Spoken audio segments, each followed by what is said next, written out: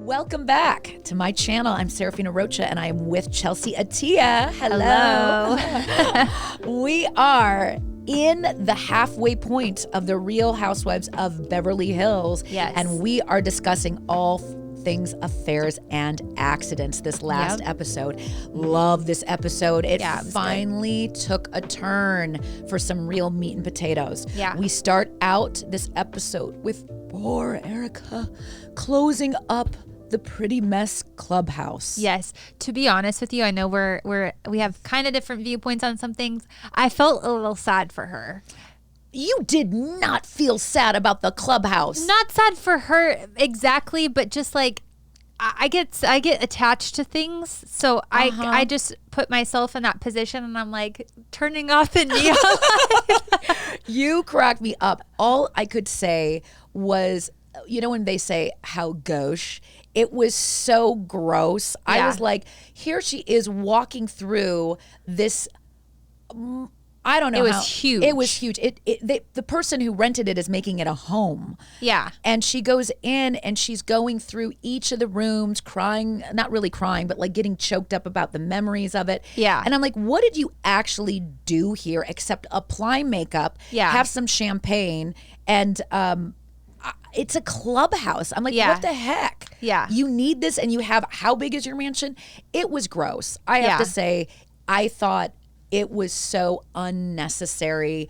And it was, if I were a part of any of the people who had been a part of that lawsuit and I watched this, I would be sick to my stomach to watch her shed her crocodile tears over a place that was just literally a clubhouse. Yeah. It was just a hangout spot with her. But I appreciate you having her back. You are totally a girl's girl.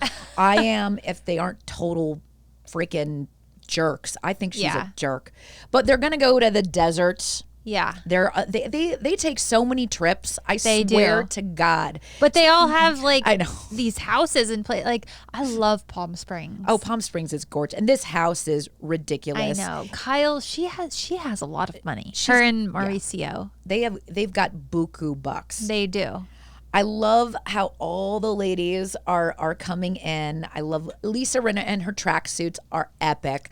I told my mom, because we watched it together last night.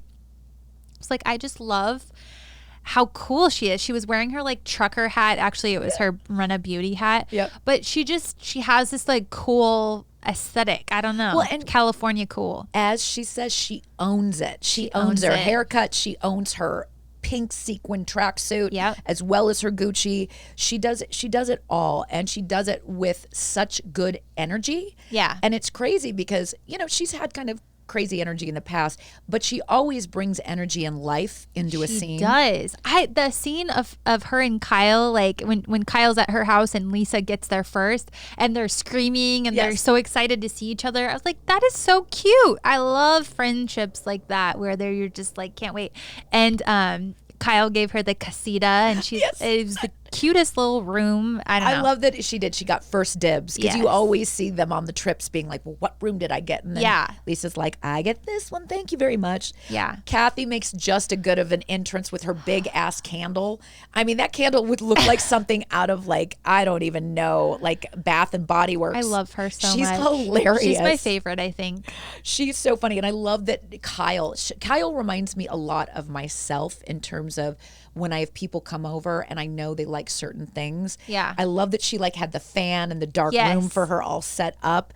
But then the other part I really relate to with Kyle, and I don't know why I never really noticed it, is she really does have bad ADD. Yeah. She's all over the place. She is. And she's got classic like traits of an ADHD person. Yeah. And I love what Kathy was like, ADHD, HJIK or whatever. She was so funny. So funny. Her little, like, she doesn't say a ton, but when she says something, you're like, oh my gosh, that was great. Funny banter. She's just great. I love it. Yeah. Then we have all the women kind of come in. Yep. And they're the person who's last, of course, who's going to make an entrance. And boy, what an entrance is Erica. You're a huge fan of Erica, aren't you? Oh my God. All I can say is I did like the fact that Dorit finally got some screen time. Yeah. I missed her. I really miss her. They kind of like Dorit's like, I'm like, where are you, Dorit? Besides wearing her head to toe Louis. I know, right? She's like the friend, like the pop-up paper doll in the back, but they're not giving her a lot of screen time, or she's choosing not to. I don't know. Maybe she doesn't have a huge storyline right now. She really doesn't, but she definitely brings the tea because she definitely was doing her research about Erica. Yes. She had facts. She literally said 2 million frozen. Yeah. And she kept on saying it was used inappropriately. Yeah. And I'm like, well, hell yeah, it was. And then she brought up the medical evaluation of Tom's mental health. Mm-hmm. And then she also talked about it being in a federal court in Chicago. Yeah. She brings all of this to the table. Yeah. And then Crystal, I didn't like her commentary. What I don't like about certain aspects, even though they are privileged, we know they're rich. Yeah. There's a lot of things that are said. Oh, yes. Crystal makes about the $2 million check. I'm like, give me a break. She's like, well, what's $2 million to someone like Tom? I go, in my brain, again, I'm thinking about the people who that money could change their lives. Yeah. Shame on you for treating it like $2 million, whether it's Tom's or not. Apparently it is a lot to Tom because Tom wanted more and more and more of it. And frankly, he's complaining about it. Yeah. For her to dismiss it, I'm like, karmatically, that's not cool. I think that she was she went about it in the wrong way, but I think she was trying to give perspective on like, if this was just $2 million, why wouldn't he just write a check and get on with it? Why is it this big deal? It has to be something bigger. I kind of think that that's where she was going with it, because I agree with you. I think it came across in a totally like cringe way, but I think that they just have so many questions why it's this big. I think there's a lot of I see it to a point. I think the dangerous part is that, again, as characters on a show, quote unquote, versus your real life, these are just thoughts in your head where I'm like, you can bring up the 2 million. Yeah. You could say, I mean, to me, there's a lot of things that need to be spelled out. Yes. Like 2 million is a lot for these people. It doesn't seem like it would be a lot for Tom. You can say it that way, but when it's just blurted out and not acknowledged, I just had a problem with it. But I have to say, Kyle's interview necklace stack, going into my superficial mode, oh my God. She had this awesome Jaguar pendant. She had like a green stone necklace, and then she had her little Kyle necklace. Was that the one with the black off the shoulders top? I think so. The one they compared that Lisa Rinna wore the exact same outfit in her interview series in the past too. Not Lisa Rinna, Lisa Vanderpump. Oh, that's hilarious. Which is funny. Something that I noticed in this conversation with the ladies was when Erica was talking. They're all kind of talking about Erica's situation, and Erica's there, and she's like, "Oh, pause. We have to talk about her entrance first." Which one? Erica's entrance. Okay, yes, let's talk about it. This was very, very dramatic. I mean, even more dramatic than the slamming the door at the Paris party. It literally, for you guys who are watching versus listening, she literally takes her 10-foot Kardashian nails, is like wiping her hair away, and she's like, it's bad. And it's going to be bad for a very long time. Yeah. And I'm like, and then she's like letting the tears come down. Thank God she had waterproof mascara this time. Yes. Her glam squad did not make that same mistake again. I also think, there was, when she walks in, everybody crowds around her, super sweet. Love that the girls have her back. But then it's like she's almost like collapsing into the living room chair as they start the conversation. Yeah. So what are your thoughts on this? So where were you going to go when I interrupted you? Oh no, I thought it was very dramatic. I thought it's not really, compared to Erica in past seasons, it's totally not like her. And I don't know what the real story is, but I just think that this is being it comes across very phony to me, the way that she's the way that she's speaking about it, the way that she's talking about it. I don't know. And I think she's almost saying it too much that they haven't spoken, her and Tom. Yeah. It feels a little like, okay, we got it. She keeps saying that. She keeps saying she hasn't got any money from him, like over and over and over again. And I think she might have to maybe to try to like make that known. I don't know. But I see it as a little redundant, and it comes across as like kind of a red flag to me. Well, in the gossip news today, I mean, they're taking her assets right now. I mean, it's happening now. I think it's so fascinating I'm surprised they're not filming this for the show. This isn't their normal filming time. I don't know if they decided to, but I think it's so fascinating to see this unfold. Well, I think what's even more fascinating is her people, whoever she has, because I mean, she's paid, I think it was $500,000 in legal fees. Really? I mean, for that amount of money, I'm sorry, her legal team should be talking to her about what she's presenting from day one. Mm-hmm.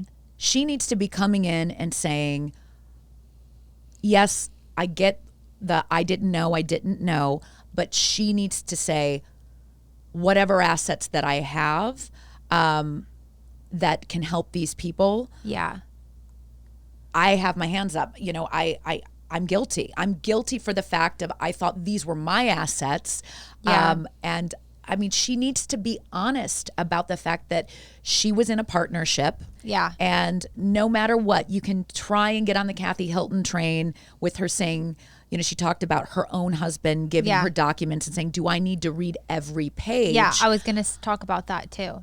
You know, it can be debated. I mean, yes, marriage is about trust. But when you're talking about this amount of money, you better damn well know where it's coming from. And especially if you're advertising it on television with the whole pretty mess thing. She's doing all of these things like glam, like she's going into clubs promoting her quote unquote album. You know, this woman is not making a ton of return on being a pop star. Yeah. She might have made some money from her book, but at the end of the day, you know, it's not the money that Tom had. It's not $40,000 a month, I'm sure. No, not at all. For just her glam squad. And she was so open about how much money she was spending on that in her song, It's Expensive to Be Me. Oh, I know, right? And did you see the stuff that was online of the Real Housewives dancing to that song? And they were dancing to, like, trying to show that they are Team Erica. Oh. Like in real time? Yeah, Kyle did it. Really? Yeah. It was again a cringe moment of like, okay, ladies, it's great to have sisters' backs, but think about the poor people that are in this lawsuit. Yeah. And you're singing the anthem that's basically Is it on F Instagram? You. Yeah. Really? I gotta go take check a look. It It'll make your stomach go a little bit like. Are all the ladies and not all of them. I think I know for sure it's Kyle. I think Rinna's a part of it too. And again, bad karma, ladies. I'm just saying, you know, if you're making lots of money and you just keep putting it out there and you're not showing that you're doing something to even the score with charity and you feel thankful for it, I just feel like it creates bad juju for everyone. I 100% agree. If you're going to go on this show and you're going to like publish your life, like that's scary to me. It is scary. I think the highlight for me of this, because Sutton again with editing, they kind of made her into, like as we're talking about the Hills on our other review, they kind of edited her to be a creepy creep show like Caroline. Yes. Caroline. Or Caroline. Caroline. I gotta get her name right. And Sutton really has a good moment with Erica. She talks about how her dad shot himself 2 days before the holidays, in her 30s. And she had just had her daughter, I believe. Yeah. She was 9 months old. I mean, just heartbreaking.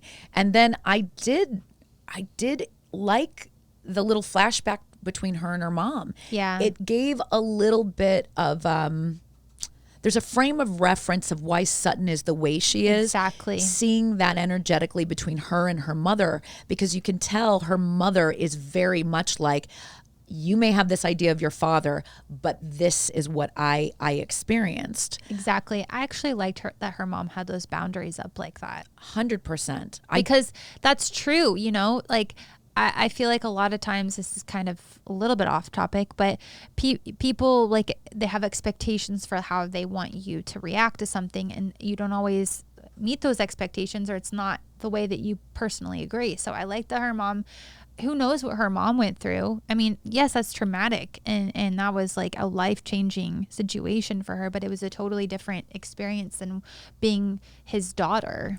I agree. I think, suicide is a tough one. I mean, you and I, we have a upcoming episode about Anthony Bourdain.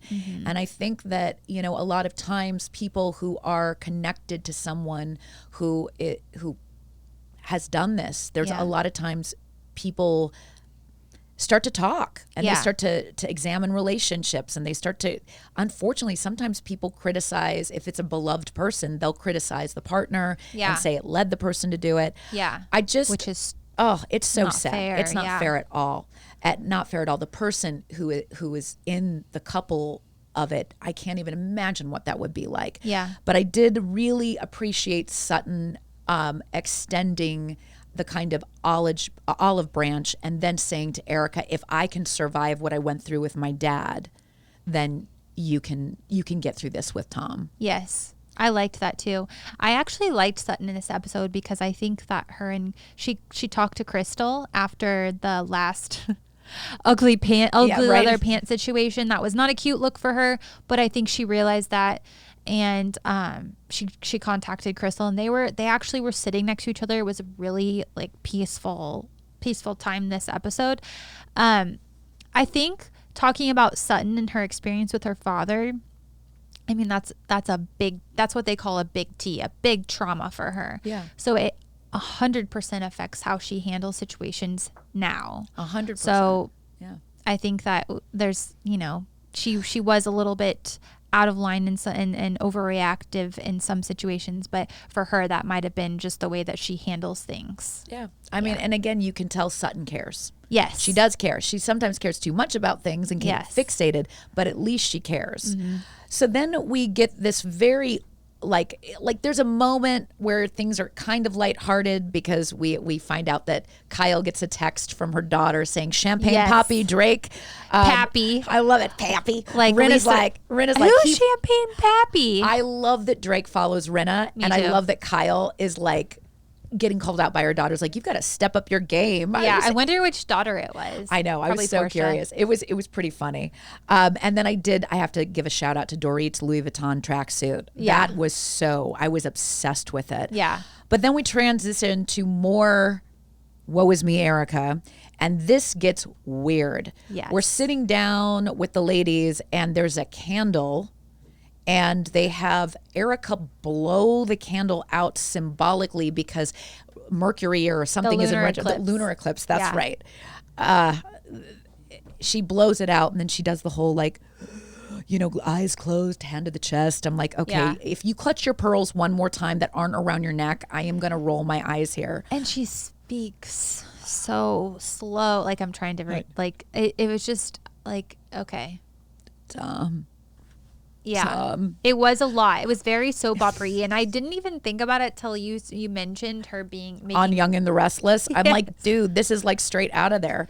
Gosh. And then her description. So we have to gain some sort of sympathy for Erica. So she pulls out this story about Tom in a car wreck, and he broke his ankle. They flash back to a scene with Kyle from a few seasons ago, and it's a very disjointed story. And then Erica goes back in and basically insinuates, I don't know if it was a drunk driving accident or if it's because he's just an old guy who he's losing it mentally. I think she's trying to set it up that he was losing it mentally.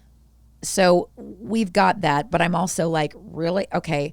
So he's driving around. Then he's flung out of the car.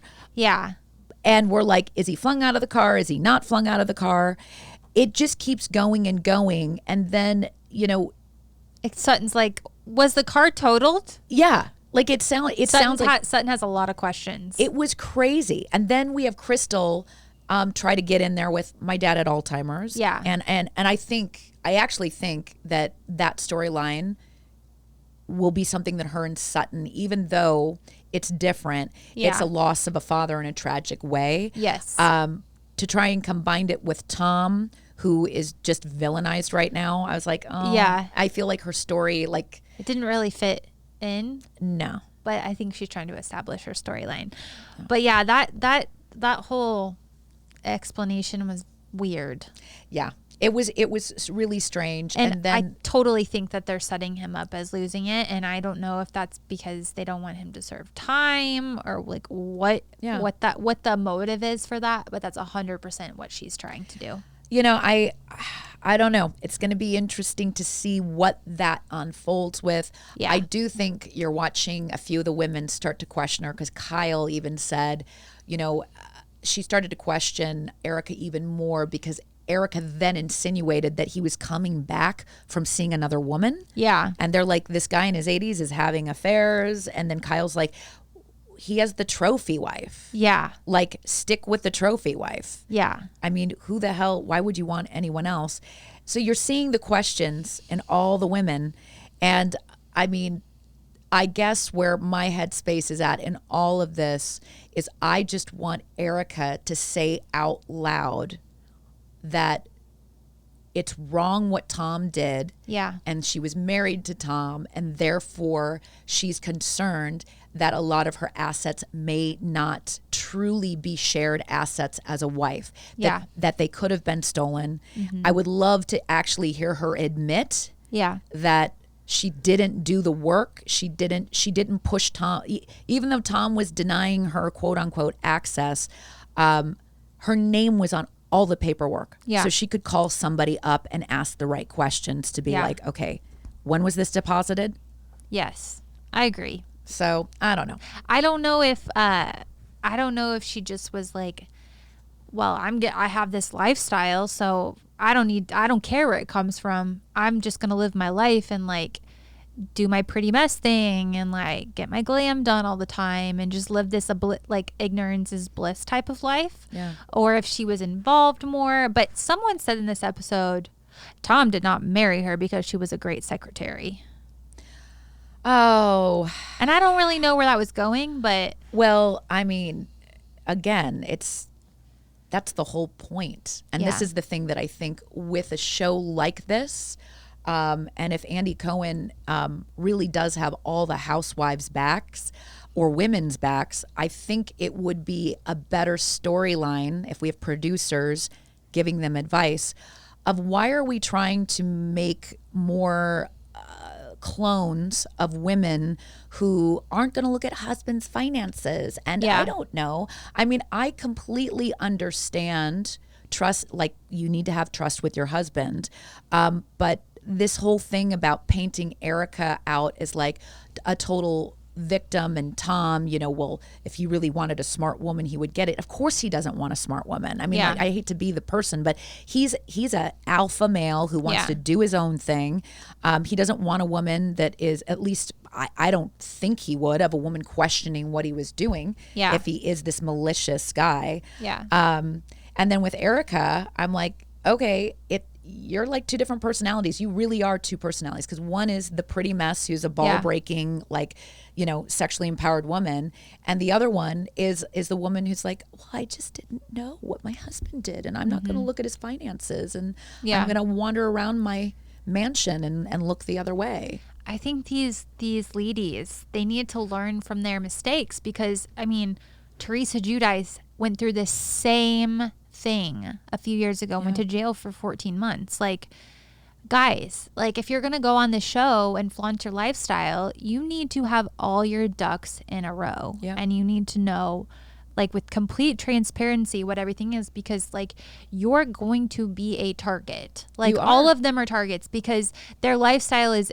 people are envious of it. So people are going to dig, and people are going to find something if they dig. And they need to have each other's backs too, and have some real conversations about, hey, that wasn't a good look, because Andy Cohen isn't going to do it. Andy Cohen wants good TV. He wants good TV. When you said have the housewives' backs, I'm like, I think he definitely has a good heart, but I mean, this is his job. Totally. To like, this is just the gold mine right now to have Erica on this show, 100%. unfolding, talking about this. Like, this is everything they could ever want. Yep. He's not going to fire her until he has to. Yeah. And he looks bad. Yeah. So it'll be interesting to see how this unfolds. I am looking forward to seeing some real facts on the show. I really hope that they go there and they don't make this into not a pretty mess, but a pretty little perfect package. Yeah. So on that note, fire down comments below. I want to know what you think. Do you believe Erica's act? Yeah. Are those crocodile tears Real or fake? And, are you Team Erica? If you're not, I want to hear it because, boy, I am definitely not on her team. With that, this was a good episode. It was good. Yeah, it was good talking to you, my love. Thank you so much for watching us. And please hit the like, subscribe button. We'll see you on the other side. Bye-bye.